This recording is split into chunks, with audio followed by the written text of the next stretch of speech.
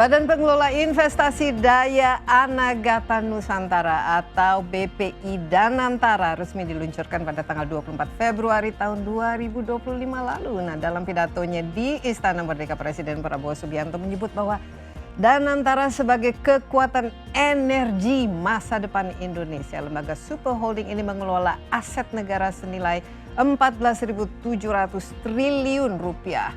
Harapannya lembaga ini jadi mesin kedua pembangunan mendampingi APBN yang kian tertekan. Apa yang kita perlu ketahui dari Danantara ini dan serta tentu saja manfaatnya bagi perekonomian Indonesia. Insight akan membahasnya bersama saya, Desi Anwar.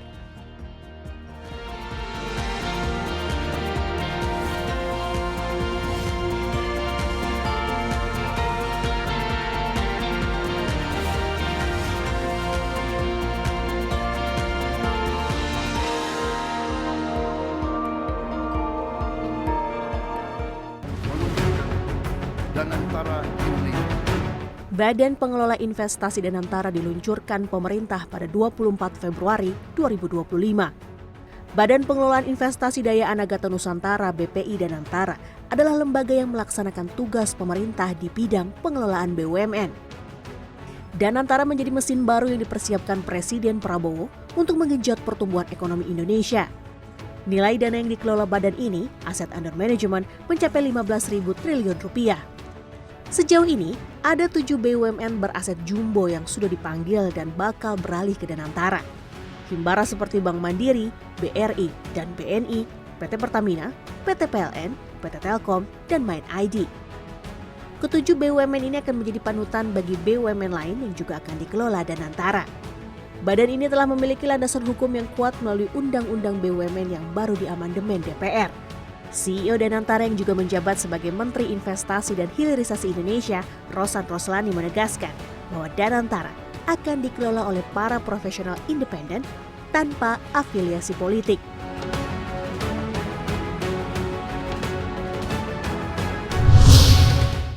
Danantara lahir sebagai Sovereign Wealth Fund. Ini memiliki peran sebagai lembaga pengelola investasi yang dimiliki dan dioperasikan oleh pemerintah Indonesia dengan tujuan kita harap tentu saja mencari keuntungan.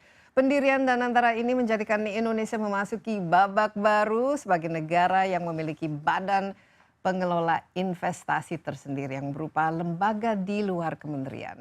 Untuk mengetahui fokus investasi Danantara dan juga bagaimana sih proses pemilihan investasi yang dilakukan.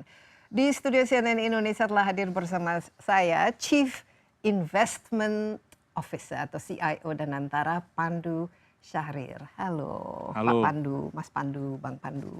Masih muda ini sudah menjadi CIO mengelola aset yang begitu besar ya. Danantara ini baru-baru ini yang namanya muncul, sudah diundang-undangkan, mencuat banyak sekali harapan yang tertumpu ya pada Danantara itu sendiri. Tapi pada waktu yang sama concern ya. Tapi sebelumnya, nah kita refresh lagi nih bagi teman-teman yang masih bingung, termasuk saya masih awam. Sebenarnya apa sih yang kita sebut Danantara ini? Apa bedanya dengan pengelolaan aset negara yang dulu di bawah BUMN dan tadi disebut Sovereign Wealth Fund. Nah ini persisnya seperti apa bekerja? Baik, makasih pertama-tama Bu Desi diundang di acara CNN Insight. Ini kedua kalinya, yang pertama kali bulan Desember, tapi lebih waktu itu status saya sebagai pengusaha. Jadi ini saya mungkin baru masuk minggu keempat dalam menjalankan BPI Danantara dan juga tugasnya. Mungkin saya perlu jelasin dulu konsep what is a sovereign wealth fund. Itu konsep itu mungkin sesuatu yang mungkin cukup baru di banyak kalangan masyarakat, tapi di dunia sebenarnya not new. Jadi sudah ada misalnya di Middle East, itu dimulai dari tahun 70-an. Yang lebih dekat dengan negara kita seperti di Singapura, sudah juga dimulai pertengahan 1970-an. Dan betul Temasek, dan juga di Malaysia, negara tetangga juga di early 1980-an sudah dimulai. Jadi ini memang bukan suatu konsep yang baru. Tapi apakah tujuannya? Satu, memang kalau mungkin bisa saya paparkan sedikit. Satu adalah untuk bisa menghasilkan pendapatan yang berkelanjutan dan stabil, ya kan? Kedua adalah menjadi agent untuk menjadi economic growth, tergantung pada negara masing-masing ya. Dan juga ketiga adalah menjadi suatu tempat atau suatu rumah untuk bisa menggalang lagi dana-dana dari luar ataupun teknologi atau suatu keterampilan yang bisa dibawa ke Indonesia atau ke negara tertentu itu untuk bisa grow their economy. Jadi selalu tujuannya adalah untuk economic growth. Spesifik BPI Danantara ini dihasilkan dari Undang-Undang BUMN nomor 1 tahun 2025, semacam RUU sebenarnya, yang sebenarnya adalah penyempurnaan dari tahun 2003, Bu Desi. Pada saat itu kan kalau mungkin ingat sejarahnya, ini saya juga belajar sejarahnya ya. Jadi 98 itu sebelum pas after 98 crisis, sebenarnya BUMN itu di bawah Kementerian Keuangan. Dulu malah eselon 2 yang kemudian ditingkatkan menjadi level menteri pada tahun 2003 pada zamannya Ibu Megawati Soekarno Putri presiden, ya kan. Dan di situ sekarang memang ada selalu pemikiran bagaimana untuk lebih corporatize BUMN tersebut. Jadi juga ini bukan sesuatu yang baru. Jadi evolusinya cukup Evolusi panjang. yang cukup panjang dan setelah 22 tahun terjadilah yang namanya sekarang RUU BUMN dan dinamakan Danantara Indonesia, yaitu sebenarnya adalah fully corporatizing BUMN. Dan ini adalah artinya apa? Satu, business judgment rule. Sangat penting di mana tidak bisa lagi melakukan di mana diskresi menjadi kriminalisasi. Tapi kalau ada orang tanya bagaimana kalau dia mencuri atau apa ya, tentu itu akan ada proses hukumnya. Tapi selama tidak menguntungkan diri sendiri, pribadi, ya seharusnya bisa selama itu tugasnya untuk membangun korporasi tersebut, ya kan. Kedua juga di mana kita bisa hire professional, full professional tanpa ada unsur-unsur politik. Jadi semua orang mungkin pernah juga bicara dengan salah satu kolega saya Pak Rosan, ini jelas tidak boleh ada titipan-titipan atau orang-orang anggota partai politik yang ada di perusahaan ini. Ya, selama kita lihat ya BUMN Dan silakan nanti seperti itu. Betul, dan nanti bisa dilihat sendiri, dinilai sendiri ketika nanti udah mulai muncul lah siapa saja profesional-profesional yang masuk di Danantara.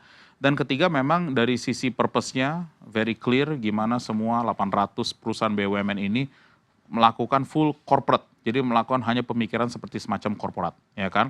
Di mana role PSO atau Public Service Obligation itu nanti akan dikosnya dari negara. Jadi tidak ada sama sekali uang investasi dari Danantara untuk PSO itu. Nah terakhir saya juga perlu jelaskan bahwa BPI Danantara itu kan ada dua macam. Satu, holding operasi dipimpin oleh kolega saya Pak Doni Oskaria. Di situ dipegang 99% saham semua perusahaan-perusahaan BUMN. Kemudian di tempat saya semua dividen yang dihasilkan akan diinvestasi oleh satu macam holding bernama holding investasi.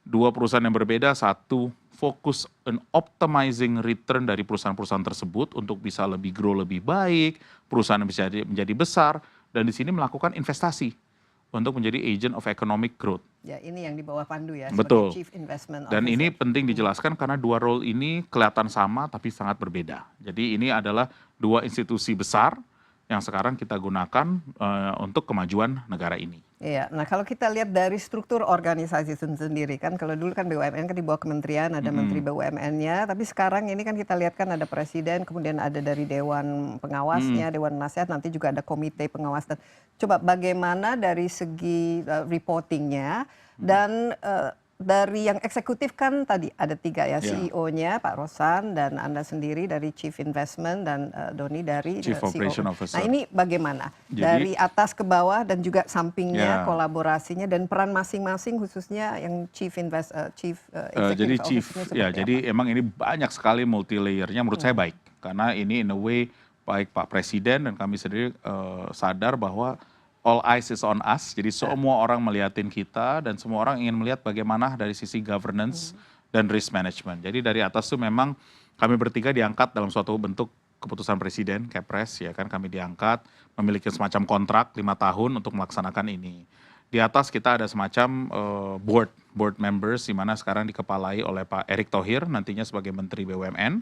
Kemudian juga ada wakilnya yaitu Pak Mulyaman Hadad. Dan nanti akan ada Menteri Keuangan dan ada beberapa menko-menko lain yang akan hadir di situ. Tapi ini masih bisa di-adjust organisasinya. Apakah kita masih perlu ya Menteri BUMN ini setelah adanya? Ya sekarang per hari ini sesuai dengan undang-undang itu Menteri BUMN, ya kan. Dan kemudian kita akan ada semacam advisory committee. Nah di situ advisory committee itu yang nanti juga dekat dengan Presiden juga. Ini ada international board members yang ada di situ to advise on geopolitical risk. Ya kan kurang lebih itulah and macro trend. Di dalam kita pun nanti di dalam board seat yang tadi ada Pak siapa namanya Pak Mulyaman, ada Pak Erik, di bawahnya akan hadir juga misalnya seperti perusahaan. Akan ada juga tim yang fokus kepada remuneration committee, ethical committee, as though this is a company. Tapi ya kan? mereka bisa mempengaruhi atau decision bisa memberi masukan. Memberi masukan, tapi full decision making masih balik lagi kepada kita bertiga. Pada eksekutif. Betul, eksekutif yang bertanggung jawab. Kita juga nanti di dalam yang mendekati dari sisi eksekutif akan ada juga semacam risk committee yang dipimpin profesional. Kita juga akan ada oversight and investment committee. Dan itu semuanya profesional juga yang sudah memang berpengalaman dan mostly have retired from their organization biar tidak ada konflik. Itu juga penting, jadi tidak ada konflik dengan perusahaannya dan most of them come from either very large financial services, maksudnya perbankan, atau investment company yang global. Jadi pure professional ya. Semuanya ini termasuk professional. Pandu sendiri sudah lepas dong nih dari saya udah lepas macam perusahaan yang banyak. banyak. Hari pertama aja Bu, ini saya juga langsung melepas posisi saya di TBS Energi karena itu kan perusahaan TBK. Jadi tanggal 24 Februari pun saya sudah melepas posisinya dan juga di board seat yang lain dan tempat-tempat investment di mana saya memiliki kepemilikan, saya sudah tidak lagi menjadi manajemen di perusahaan-perusahaan tersebut. Nah ini peran itu kan tadi dikatakan untuk menciptakan growth ya, ada harapan bahwa nanti dari aset-aset ini kita bisa menjadi engine of growth ya. Ini bedanya dengan taruhlah yang paling dekat ya, Temasek atau Khazanah ya di Malaysia. Apa Sovereign Wealth Fund Indonesia yang membedakannya lah, baik dari segi strukturnya ataupun pengelolaan asetnya maupun cara bekerjanya. Baik, ini bagus pertanyaannya karena memang kita bisa banyak belajar baik dari Temasek dan Malaysia ya. Baik di Temasek itu karena negaranya kecil, mereka banyak sekali berinvestasi malah ke luar negeri. Karena opportunity yang ada di sana, termasuk Indonesia. Sama juga dengan Khazanah harus invest banyak ke luar negeri dan mungkin hanya very 1-2 specific sektor yang mereka bisa pakai karena memang juga daerah mereka juga tidak sebesar kita. Menurut saya pribadi memang kesempatan terbesar ada di Indonesia dari sisi investasi. Jadi kalau saya lihat seperti energy security, issue food security, downstream, digital infra, the biggest potential itu ada di Indonesia semua. Jadi kenapa kita tidak bisa berpartisipasi aktif di sektor-sektor tersebut. Nah jadi memang saya juga melihat big picture-nya juga dari Pak Presiden, sekarang tahun 2025, we have 20 years to go untuk mencapai Indonesia Emas 2045. Yang paling penting ini Bu adalah kenaikan dari sisi productivity per kapita kita untuk bisa menjadi developed countries. Jujur dan antara, ini pribadi ya, ini jujur menurut saya adalah semacam pembuatan institusi sumber daya manusia yang besar. You are trying to find best talent, high talent, dan memang bukan saja orang Indonesia, global, yang bisa nantinya menerapkan kasarnya transfer of knowledge, transfer of technology, dan di mana kita bisa nanti berinvestasi. Nanti saya kasih contoh, kita menginvestasi pada suatu proyek, tapi sudah perintah Pak Presiden juga, tolong orang-orang profesional, dan kalau perlu internasional yang menjalankan. Mungkin kita break sekarang, nanti kita fokus khususnya investment apa-apa saja yang perlu dilakukan. Tapi sekarang masih dalam tahap mencari profesionalnya untuk mengisi posisi-posisi ini. Tapi nanti kalau di total kelola kira-kira berapa jumlah personel yang dibutuhkan oleh dari ketiga organisasi itu kalau saya gabung-gabung mungkin di bawah 150 orang. Bakal kecil karena kalau Anda lihat misalnya di tempat lain di kementerian itu kurang lebih 500-600 orang. Ini mungkin jauh lebih kecil. Harus efisien. Dan jangan lupa ini ada in a way ada BPI Danantara, ada holding investasi, ada holding operasi yang kompleks, ya kan? Jadi ya ini very lean team. Very lean team tapi harus bisa membuat impact yang besar. Impact yang besar tapi juga decision making yang betul-betul cepat ya. Kita istirahat sebentar, Bung Pandu, tapi kita akan lanjutkan setelah yang berikut ini. Tetaplah bersama Insight with Desi Anwar.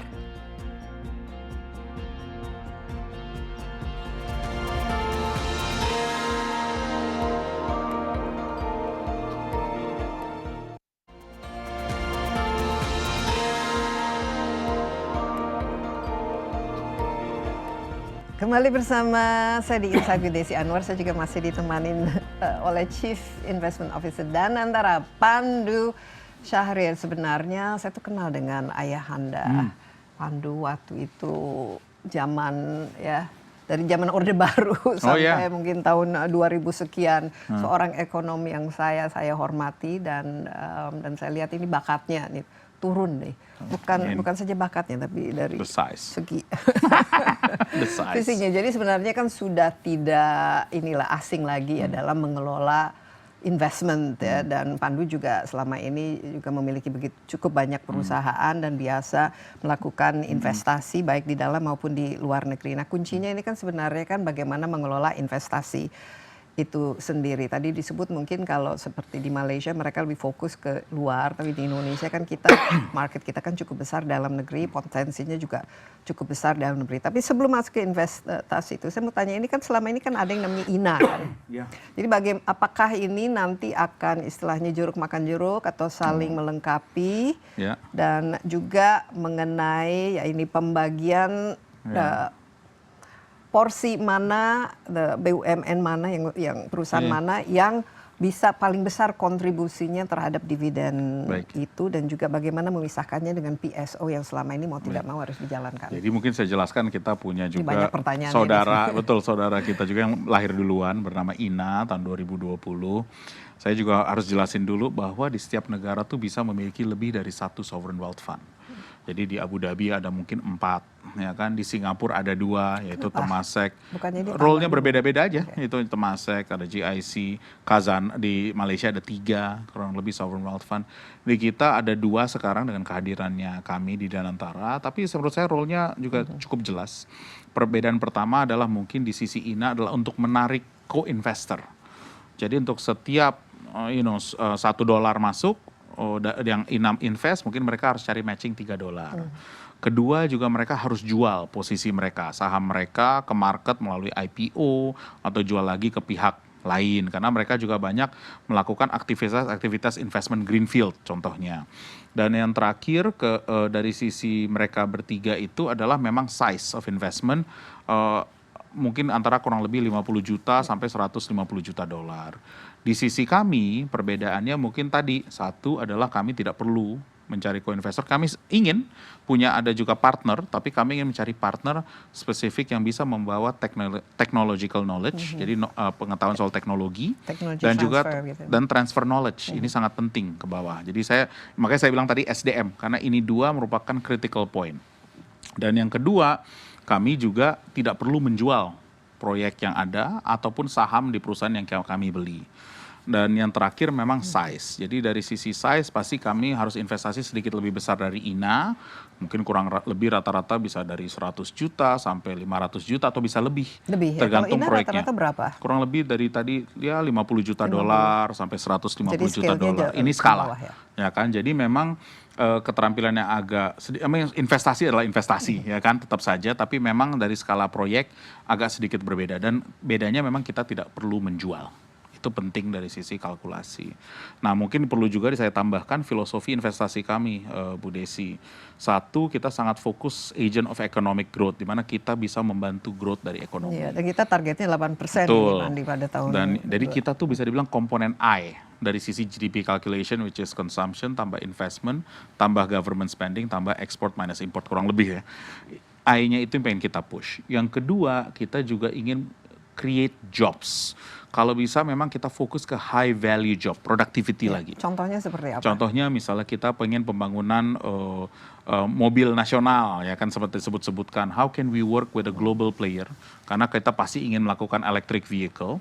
Nah, di sini apa yang bisa membawa both manufacturing talent and knowledge, and juga technological talent dan knowledge. Itu penting, dan hanya ada beberapa di dunia yang bisa melakukan dalam skala. Nah, di situ kita juga ingin membawa juga investasi nanti ke baterai, pembuatan baterainya. Karena itu that's the end game dari nikel all the way ke pembuatan mobil. Ya kan, itu contoh yang mungkin konkret ya. Ketiga, kita juga ingin melakukan risk management yang jelas. Jadi saya kalau ngomong risk nih, saya akan jelasin di sini multi layer. Satu is geopolitical risk, dan itu memang board of advisor menjadi sangat penting. Harus orang-orang yang punya kapasitas globalis, memiliki akses langsung ke pembuatan kebijakan dunia. Itu sangat penting, jadi we know how they think. Kedua is actually liquidity risk dan Indonesian risk. Ini penting, karena Indonesia juga spesifik ada urusan yang sekarang banyak sekali pertanyaan mengenai makro Indonesia. Jadi saya ada global makro, Indonesian makro. Ketiga, industry risk. Jadi kalau tadi kita ngomong percontohan soal EV, saya pengen tahu bagaimana risk di dalam electric vehicle industry dan juga nanti pasti nikelnya yang menyangkut. Kemudian deal specific risk. Dari sisi deal specific saya turun lagi nanti ke management risk. How good is the people in executing. Jadi kalau saya ngomong risk tuh, sekarang saya mau jelasin multi layer karena penting biar orang juga tahu bahwa investasi itu is multi layer and maybe one of the most difficult job to do. Dan apalagi kalau kita lihat sekarang market sekarang bukan saja di Indonesia, kita lihat ini performance-nya ini kita pada akhirnya sedang ada gejolak sekarang dan ini juga orang sedang menilai bagaimana turun. Betul. Kita lihat juga di Amerika Serikat juga ini kan sedang lagi turun tapi ini kembali ke strategi ya investasinya karena kita harus menopang pertumbuhan 8%. Low hanging fruit tadi sudah disebut ya, nickel, EV, betul. Terus kemudian kita juga kalau melihat renewable energy, data center jadi yang semua yang berkaitan terus dengan juga teknologi, tentu pertanian dan pangan karena di situ banyak sekali dari sektor teknologi bisa banyak membantu dari sisi productivity yield, yield per hektar contohnya. Jadi ini kan ada food security, ada energy security dan lain sebagainya. Tapi big picture saya perlu kasih tahu kenapa itu is also to create Indonesia yang lebih strong karena Bu Desi knows this better than me bahwa sekarang memang karena ada deglobalization yang terjadi, negara harus makin independen dalam segala hal. Dan memang yang paling penting untuk warga negaranya adalah energy, food security, dua hal ini. Digital infra itu pentingnya buat apa Bu? Buat knowledge dan informasi dan juga nanti pendidikan. Jadi ini penting, kalau selama 20 tahun kita ingin berkembang dan memiliki produktivitas, kita sebaiknya jangan juga terlalu tergantung kepada negara lain. Iya, apalagi negara lain juga sekarang tidak reliable ya, mereka sangat lebih proteksionis ya saya lihat ini. Dan ini kalau melihat sekarang posisi Presiden Trump per hari ini risk yang cukup besar. Tapi juga jangan lupa, kami investasi bukan buat 1 tahun ke depan. Kami mungkin investasi buat 10 tahun, 15 tahun ke depan. Jadi saya harus melihat setelah Trump, what happen next. Dan ini saya memang harus mempunyai banyak board of advisor yang memiliki knowledge yang dalam sebagai leaders di global industry mereka yang bisa ngasih kita wisdom. Ini penting, karena ini the big gap yang mungkin kita perlu fill. Ya, kita istirahat sebentar, tapi ini beban, challenging, bagaimana Pandu sendiri menyikapinya? Was-was ini apalagi melihat ini situasi dunia atau mungkin ya indeks IHSG kita lagi babak belur sekarang? Ya, sebagai pribadi selama pribadi yang penting juga dan saya titip kepada semua teman-teman juga di Danantara nih, selama kita tidak memiliki konflik of interest dan kita menjalankan apa yang perlu kita kerjakan, seharusnya tidak perlu banyak beban, tapi we try the best what we do. Dan yang penting kita bisa mengidentifikasi semua masalah yang ada, dan dari situ kita coba cari solusi. Semua yang kita rekrut nih Bu Desi, I think the best in class. Ya, dan mereka tidak butuh kerja sebenarnya di sini dan mereka have made it in their career. Ya, dan ini yang harus bisa membuat market kita itu positif lagi. Ya. Kita istirahat sebentar, tapi jangan kemana-mana dulu. Insight with Desi Anwar masih akan segera.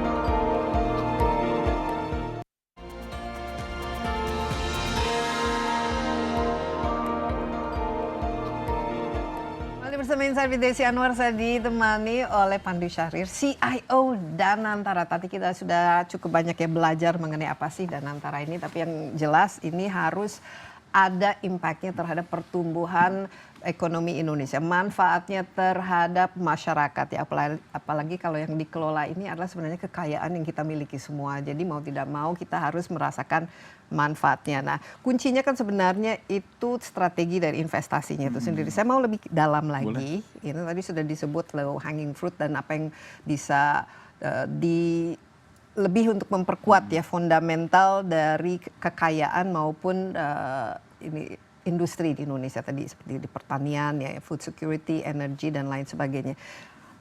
Bagaimana cara mendapatkan keuntungan dari dari energi tadi disebut ya, nikel, ataupun dari teknologi. Ini siapa nanti yang digandeng dan investasi seperti apa dan kira-kira potentialnya? Istilahnya kan kita pendapatannya mau tidak mau harus lebih dari yang kita Ya dong. dana yang kita masukkan di deposito, misalnya taruhlah sekarang 5% atau. Jadi ini menarik nih Bu Desi, karena selama ini uang dividen dari BUMN itu langsung masuk kas negara. Ya. Jadi mungkin Bu Desi pun nggak pernah tanya berapa return dari kas negara tersebut. Biasanya almost close to zero lah essentially. Untuk pertama kalinya kita berdiskusi secara publik, uangnya ini bakal diinvestasikan kemana. Masukin kemana. Dan menurut saya itu sehat. Jadi di sini uang akan berubah dari consumptive use of capital ke productive use of capital. Jadi produktif. Udah lebih produktif ya. Betul. Berapa kira-kira yang untuk paling minimal untuk tahun ini dan untuk tahun depan Jadi kan yang kita akan dana yang betul, akan kita kan akan bisa menerima paling tidak langsung 140 triliun dana. Pertama juga uangnya kan pasti kan kita titipkan dulu dong, kita masukin ke bank-bank himbara, ya kan? Jadi kita buka rekening, kita masukkan, itu kan menambah likuiditas immediately kepada bank-bank di bawah atas himbara. dan antara ini. Ya kan itu sebagai salah satu in the way perusahaan kami juga yang kami bertanggung jawab, tentu kita masukkan. Itu berapa dong. persen untuk awal-awal? Itu kita bisa masukin dulu semua, terus kita cari investasi yang menarik, ya kan? Yang kita masukkan proyek, karena kan proyek juga nggak langsung masukin semua 140 triliun. Kita pasti ada namanya portfolio management. Nggak semua dalam satu deal, pasti akan ada banyak deal. Kita juga harus melihat bahwa tidak semua misalnya di energi. Kita harus bagi antara berapa persen ke misalnya energi security, berapa persen tadi ke food security, berapa persen juga misalnya nanti kita pindah ke digital infrastruktur dan yang lain-lain.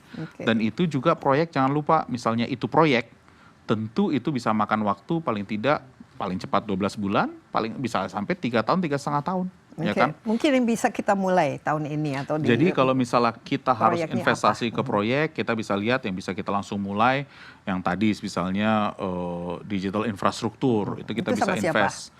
Itu pasti kita bisa sendiri, tapi yang memang kita inginkan adalah partner yang bisa membawa kontrak. Jangan lupa spesifik untuk data center, itu banyak didominasi oleh 7 besar pemain. Yaitu yang kita selalu pakai, misalnya Anda pakai WhatsApp, itu adalah Meta. Apabila Anda pakai itu adalah Microsoft, ya, komputer. Ini asing punya Ini lah, asing, itu ya. tapi jangan lupa, di semua perusahaan-perusahaan yang kita pakai, karena we use telephone every day, dan juga penggunaan AI yang makin intensif, untuk penggunaan AI makin murah, Bu Desi, itu harus dekat dengan customer-nya. Jadi semua berlomba-lomba mencari Indonesia. Kenapa Indonesia? Karena untuk data center yang bisa memiliki harga murah harus dekat dengan 2 hal. Satu, energi yang murah. Dan kedua, access to water. Ya, Indonesia salah satu terbaik di dunia. Jadi ini memang salah satu potensi yang melihat bisa langsung instan. Kita bisa membangun up to 1 gigawatt, membangun data center. Dan mereka bisa membawa kontrak, dan kita juga bisa supply kontrak kita mereka sendiri. ini bisa domestik, bisa internasional kan? Ini semua untuk kebutuhan domestik kita. Kalau Pandu lebih suka mana? Investasi di luar atau lebih memilih dengan proyek-proyek yang Menurut dari saya anak bangsa? sekarang dari sisi posisi sekarang, I think domestic is very attractive, sangat atraktif. Karena di mana Anda bisa mendapatkan suatu posisi di mana negara memiliki political outlook yang stabil. Dari sisi ekonomi Anda bisa bilang apa yang sekarang terjadi, tapi we have one of the lowest debt to GDP, salah satu inflasi paling rendah, dan economic growth yang bagus. Dan potensinya yang tadi saya sebut, menurut saya luar biasa bagusnya. Ya, of course we look at domestically today. Nickel, EV, renewable dan lain sebagainya. Contoh proyek low hanging fruit yang bisa langsung yang menarik itu dikerjakan. kalau nickel EV saya lihat ada potensi di mana bisa konsolidasi di sisi upstream itu tambang-tambangnya, juga bagaimana bisa kita merampingkan dari sisi midstream yaitu aset dari sisi HPAL dan yang lain-lain, dan nanti pembangunan misalnya battery dengan CATL atau dengan pemain-pemain lain. Pemain yang akan ikut pasti memiliki teknologi yang terbaik, ya kan, dan itu yang kita perlu maximize. Nantinya di bawah, di hilir adalah pembangunan mobil.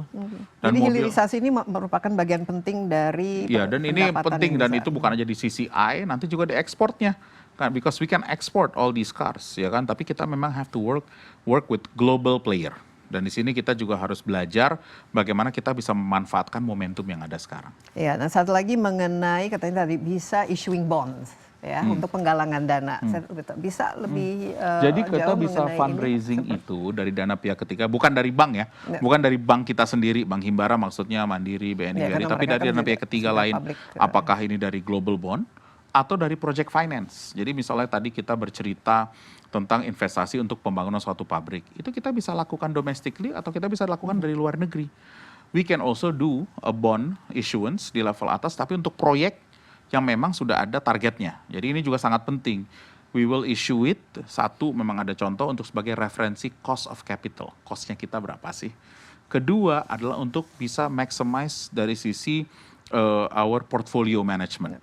Karena uang itu bisa kita pakai untuk investasi lain. Ya, tapi kan kuncinya kita rating kita harus bagus dong. Iya karena harus kalau dong. enggak gimana bond Ya. kita yieldnya juga Ya, harus. nah I think at the end of the day, ya alhamdulillah kan Moody juga barusan datang juga memberikan stable outlook kepada Indonesia, Fitch juga sama. Ya tugas kita find that momentum, di mana kita juga bisa menceritakan. Makanya saya terima kasih sama Bu Desi, saya punya kesempatan untuk sharing about Danantara, karena ini suatu cerita yang luar biasa, yang nantinya over time, Bu Desi akan melihat banyak sekali positif momentum yang bisa kita keluarkan. The first momentum adalah siapa aja sih yang ada di sini. Ya, Nanti itu paling tentunya penting. akan di-share oleh BPI dalam waktu dekat. Kedua juga nanti pasti akan ada pertanyaan, siapakah direksi-direksi dari bank-bank yang ada, karena saya tahu di market menunggu itu dalam waktu seminggu lagi, ya kan. Dan nantinya bagaimana result performance. Dan terakhir adalah bagaimana performance investasi, ya kan. Apa sih yang diinvestasikan, dan untuk diinvestasikan mungkin Bu Desi, banyak orang akan tanya apakah akan ada banyak political interference, Nah, ini yang apakah nanti kita akan ada banyak titipan, KKN, korupsi, hal-hal kebocoran, seperti dan itu. Just go through the process. Makanya saya happy, banyak banget yang ngeliatin. And our job is to answer the best as we can. Tapi saya juga nggak mau disrupt the deal. Karena in every deal tuh jadi selalu, sudah ada ya ya deal-deal pasti di ada lah. pipeline. Kita kan bergerak terus, Bu. Walaupun baru minggu keempat. Tapi kuncinya ini kan kita kan harus marginnya harus ada lah minimum. Jadi Target kita tuh target minimum saya ada cost of capital reference. I have to make good return. Good itu berapa? Ya, Double digit? berapa lah, saya have to make good return. Saya nggak juga karena saya juga penting ada satu nih, ini pemikiran banyak juga di saya juga nggak mau menjadi crowding out private sector. Malah saya bekerja sama dengan private sector. Jadi contoh, misalnya saya pembangunan mobil nasional contohnya, saya ambil aja return partner saya berapa, ya saya ikut aja. Kan mereka pasti punya hitungan sendiri, ya saya ikut aja hitungan mereka. Contohnya pasti you'll be profitable. It has to be profitable buat mereka. Well, it needs to be profitable. Ya makanya saya bahkan ikut aja. Ini aset negara ya, jangan sampai ini investasinya bodong. Betul, dan juga kan mereka berinvestasi dari luar negeri untuk masuk ke sini, ya mereka juga harus untung buat shareholder mereka dong. Yeah. Kita align di situ dari sisi return. Baik, tapi ini sebelum kita break, sebenarnya Mobnas ini saya juga kalau kita lihat sejarah dari Mobnas kita tuh nggak pernah ada yang ini. Oh ya, no ada please. Saya nggak mau stuck on one issue, tapi iya. kita bisa ngomong lah, karena saya perlu banyak belajar sama Bu Desi soal sejarah. Ide kita untuk membangun mobil, Ya, sementara negara-negara lain itu mereka sudah cepat dan sudah melahirkan mobil-mobil nasional mereka. Kita istirahat sebentar, tapi good point mengenai resiko dan juga bagaimana ini tidak menjadi istilahnya ya sarang untuk KKN ataupun korupsi dan lain sebagainya. Tetaplah bersama Insight with Desi Anwar, kami akan segera kembali.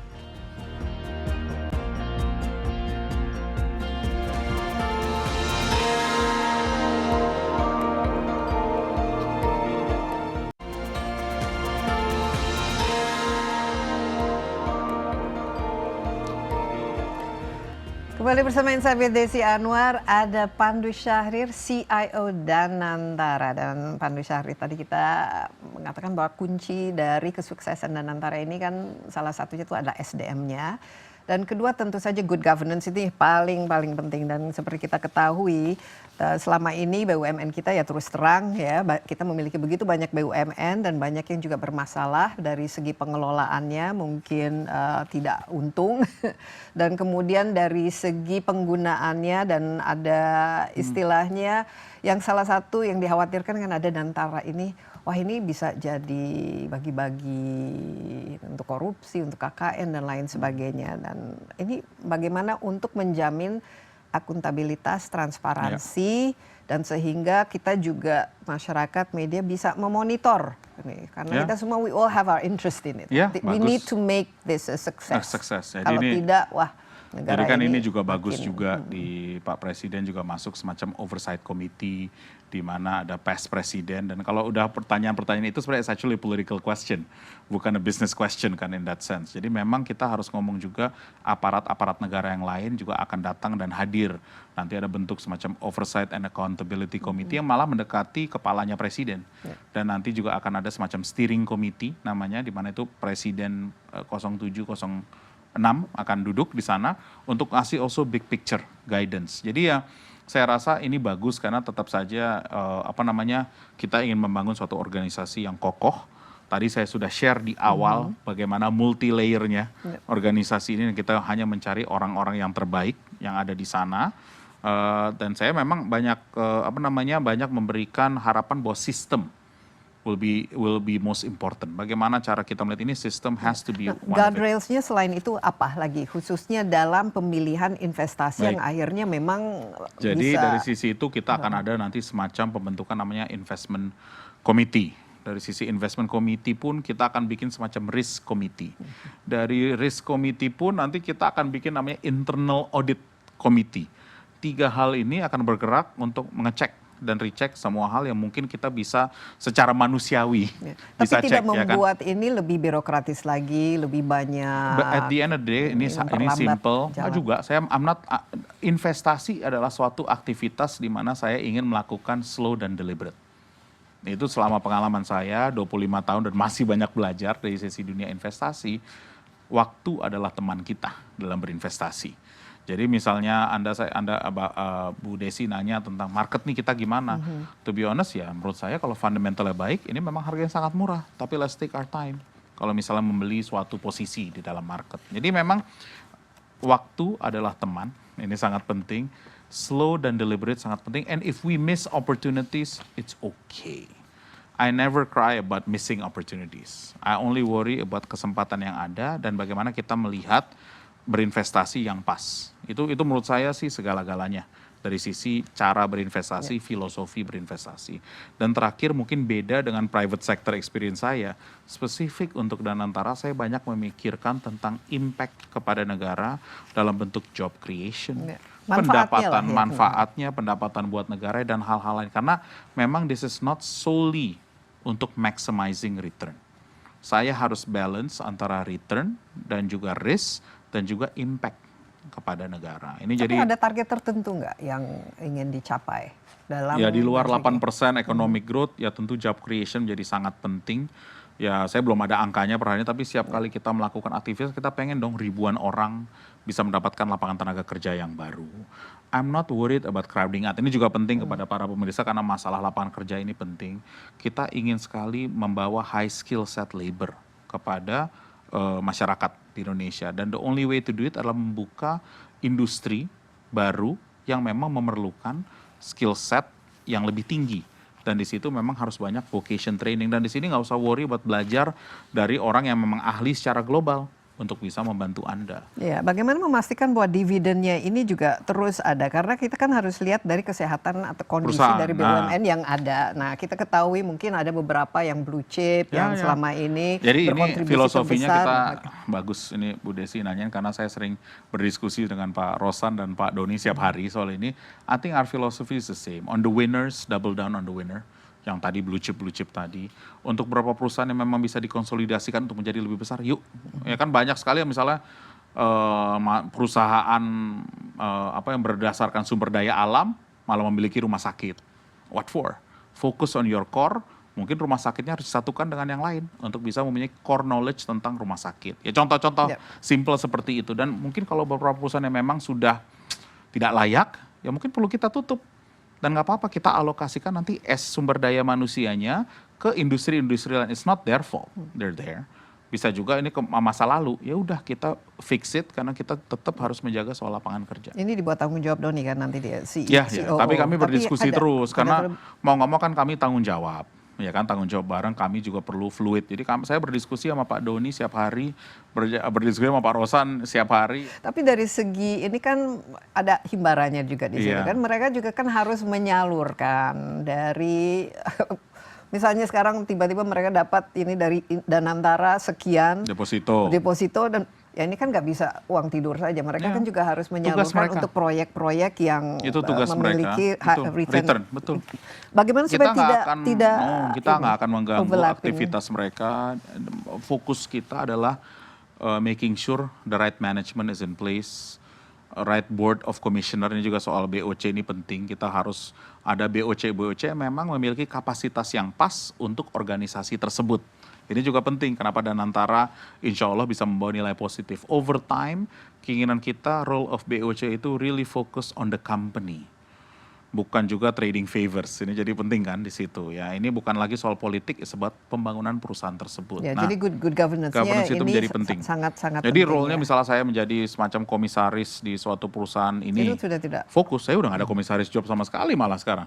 Semuanya saya drop. Tapi kan kebetulan komisaris itu perusahaan yang memang kami miliki. Oke, beda. ini banyak gak yang tertarik untuk masuk ke Danantara? Karena profesional kan biasanya kalau wah ini kalau ngurus Ini BUMN, lucu ya, ini CV-nya sudah banyak, berdatangan kalau nggak? CV banyak. Tapi dari siapa saja yang bisa? Semua kan kita memiliki ada 2 headhunter, global headhunter yang kami hire untuk specific role. Jadi mereka juga sudah keluar mencari, tapi juga banyak dari berbagai macam pihak mengirimkan kami CV. Tapi at the end kita pilih yang coba yang terbaik lah dari sisi kapabilitas, kapasitas, Tapi track dari record. Indonesian Nationals dong maksudnya? Atau Kita dari ada beberapa dari luar juga? negeri juga, tergantung dari role-nya mereka. Memang per hari ini kita belum ada orangnya. Tapi terbuka ini untuk orang Dari sisi undang-undang dan profesional PP, yang bisa. semua profesional dari negara manapun bisa membantu. Ya, nah ini bagian dari ini ya menjaring profesionalitas itu sendiri. Pandu itu sendiri lah, ini kan disorot. Pandu ini kan keponakannya. Ponakannya yang mana nih? Keponakannya Saya om Pak tantenya Luhut. banyak. Om tantenya banyak. ya. Siapa tahu ini kan titipan juga. Ya. Nanti bagaimana ya apa credentialnya? Kenapa Baik. kita harus percaya nih ada ini 140 triliun ini kita percaya ini Pandu you get at least 15% investment dari. Kalau saya nih jujur background saya lahir dari 2 akademis. Ayah saya seorang akademisi, ibu saya juga kebetulan seorang akademisi, bukan seorang pengusaha. Dan kebetulan pada saat itu kalau ngomongin om saya, yaitu abangnya ibu saya, ya dia seorang tentara lah, ini kan cerita hidup saya. Tapi kebetulan karena mereka berdua akademis, tidak ingin berusaha, dan ingin politik. Waktu itu ayah saya almarhum, saya merasa saya tuh harus fokus ke bisnis, kalau nggak susah. Jadi saya sejak umur 20 Bu, bekerja di luar negeri. Saya pertama bekerja di Hong Kong, kemudian di New York, semua di bisnis investasi. Saya bekerja di investment bank di Lehman. Kemudian saya selalu bekerja di dunia investasi. Saya lama di New York sampai akhir 2010, baru saya balik. Waktu itu dipanggil sama om saya, makanya balik lagi ya sama om saya, dibangun, membangun, nggak juga, bilang ini saya ada perusahaan, ini saya apain ya? Ya bangun namanya waktu itu perusahaan namanya Toba Bara Sejahtera, saya buat pegawai pertama nih. Terus saya bikin menjadi TBS, saya bawa menjadi TBK karena saya percaya dengan public market, menjadi TBK. Tapi terus kemudian sebenarnya saya pengen keluar, membuat perusahaan sendiri, investasi. Ya, saya sukses dengan suatu perusahaan yang bernama Shopee atau Sea. Ya kan, saya pegawai nomor 88 atau apapun. Sekarang waktu saya keluar 2020 di Indonesia sendiri udah 22.000 pegawai. Ya kan, jadi it's a big success, IPO 2017. Dan kemudian saya menjadi co-mood di perusahaan bernama GoPay, ya kan, perusahaan fintech yang mungkin dipakai sama teman-teman semua. Ya memang background saya di investasi terus, saya memiliki 2 perusahaan investasi, kemudian tahun 2016 saya membeli bersama teman-teman membeli perusahaannya Pak Luhut, ya kan, we bought it in a way dan we manage it. Ya tapi professionally karena yang quote unquote keluarga saya sendiri akhirnya, ya kan, 3.000 karyawan dan sekarang udah menjadi perusahaan regional. Boardnya semuanya independen, ya kan, dan orang-orang yang bisa dikenal kalau Anda melakukan internet search. Ya saya kemudian baru dipanggil, yaitu Februari 24, diangkat ke BPI Danantara, panggilan dari Presiden. Dan jujur saya tanya yang sama, why me? Kepada Presiden. Why me? Pada Pak Luhut pun sendiri juga, Pak Luhut sendiri pun tidak tahu tentang ini. Ya kan, saya kira saya panggilan buat hal yang lain. Rupanya tentang Danantara, saya nanya apakah Danantara sama seperti para pemirsa, sama seperti Bu Desi. Dan saya sangat tertarik ketika dia bilang, Pandu, kamu tuh bukan kerja buat saya, kamu kerja buat Indonesia. Kerja buat Indonesia. Kita istirahat sebentar ya. Tapi harapan jadi begitu banyak, begitu besar, dan jangan sampai ini kita dikecewakan. Nih, masyarakat Indonesia kalau dikecewakan tuh waduh. Ya, baperan. Jangan kemana-mana dulu, Insight with Desi Anwar akan segera kembali.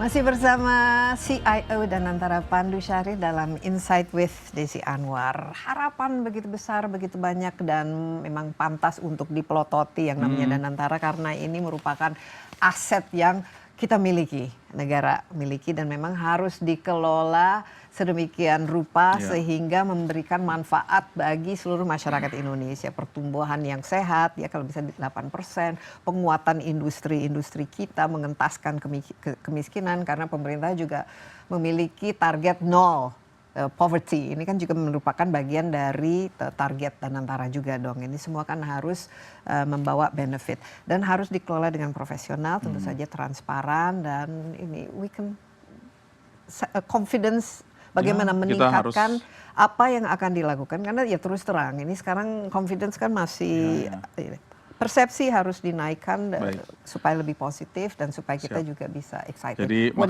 makasih Bu Desi, makanya saya siap hadir di tempat acara Bu Desi karena memang saya banyak menjelaskan juga soal konsep apakah Sovereign Wealth Fund, apakah Danantara, dan kenapa purpose-nya bisa bagus buat kita semua. Itu penting. Dan juga saya juga banyak menjelaskan juga bukan di luar impact-nya Danantara, pentingnya tidak ada konflik of interest di dalam orang-orang yang berada, bahwa kita memang harusnya memang udah top of mind. Kalau orang bilang, oh ini yang paling jago komunikasi, harusnya di situ. Ini yang paling jago soal CFO, memang itu orang yang tepat. Ini orang yang jago buat A, ini yang tepat. Jadi persepsi itu nanti akan muncul, karena kita kan pasti akan announce, dan nantinya saya mengharapkan memang feedback dari Bu Desi dan teman-teman dari wartawan ini sesuatu yang sangat valuable. Jadi baik saya, Pak Doni, dan tentunya Pak Rosan sangat aktif berkomunikasi, karena saya tahu bukan saja harapan yang banyak, tapi juga banyak sekali yang melihat, mengawasi, dan mungkin menurut bahasa saya sebenarnya mereka care untuk suksesnya Danantara. Sebenarnya itu. Cara orang care kan ekspresinya beda-beda. Jadi saya juga tahu itu, dan saya jujur juga sebagai warga negara yang diberi tanggung jawab ini, saya sangat simpatetik dan saya ingin sekali mendengar apapun masukan itu. Baik yang kesannya positif dan juga yang mungkin konstruktif lah bahasanya. Dan itu menurut saya suatu yang pas. Jadi per hari ini tugas kami selama bisa dibilang 2-3 bulan ke depan, saya tahu isu terbesarnya mungkin adalah soal transparansi, conflict of interest, soal governance, soal apakah nanti ada cawe-cawe dan ada unsur politik.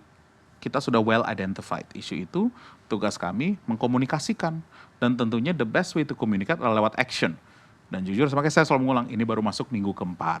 Kalau Anda ngomongin Temasek sudah 50 tahun, 2.500 minggu. Ya sekarang mungkin tidak dipertanyakan, tapi mungkin pada awal mungkin sama juga, walaupun jauh lebih kecil ya.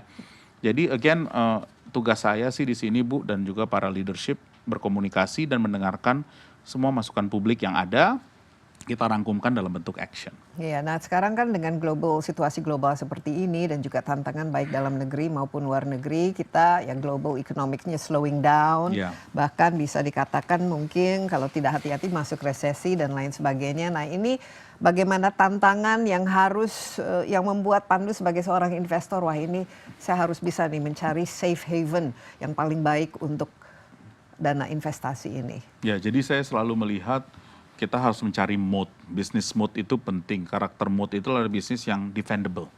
Jadi saya selalu merasa energi is one of the best, dan Indonesia memiliki kekuatan SDA yang luar biasa besarnya. Bagaimana kita bisa melakukan bahasanya pembangunan di sektor energi yang sustainable. Menurut saya penggunaan teknologi menjadi segala-galanya.